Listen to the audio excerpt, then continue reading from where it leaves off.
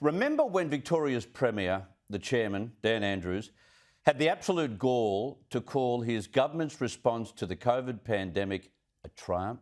Remember that? And if we hadn't have acted the way we had, then, well, you really don't want to think about how bad things would have got here. So it's a triumph of what government in partnership with community can do. Well, they weren't the words used by the Victorian Ombudsman Deborah Glass today. In a report tabled to the Parliament, she said the travel permit system was inhumane and a bureaucratic nightmare. Between July 9 and September 14, 33,252 border exemptions were submitted and just 2,736, 8%, were accepted. If that's a triumph, I'd hate to see a failure. And Glass found that the overwhelming majority of applications didn't even get to a decision-making level.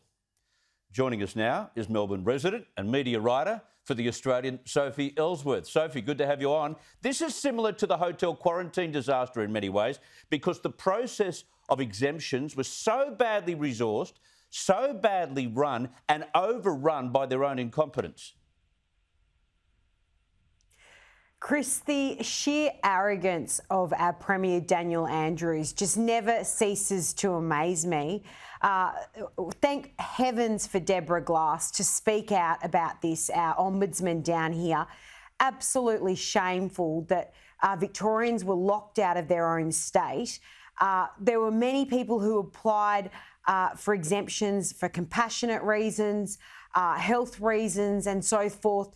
Many of them, I think it was 8%, you said, only were allowed in. I mean, we had over 90% who were knocked back. And the fact that this Premier gets up in front of Victorians and says that it's a triumph the way we've handled things down here is absolutely shameful. And I hope Victorians are paying attention to this man because his arrogance is just off the charts, Chris. When I heard Deborah Glass deliver her parliamentary report today, I could only think of the 20-odd thousand people who desperately wanted to get back into Victoria, or vice versa, but back into Victoria mainly, to see people who are ill, to see family they haven't seen. Some of them had had the first shot. Some of them had great reasons to get in, but they weren't even considered. The decision maker didn't even get their application, and they would have waited with bated breath for some kind of reply, and they got nothing.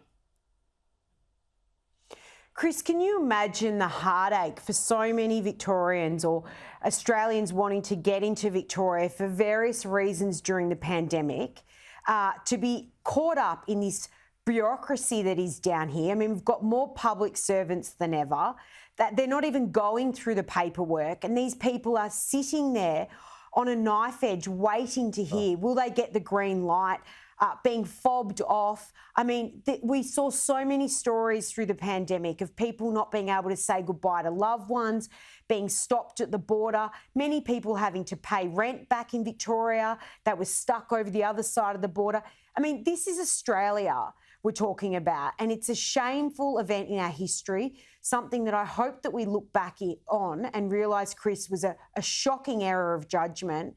And I think Deborah Glass penned this beautifully to say that this was disgraceful and inhumane and something that the Premier should really hang his head in shame over.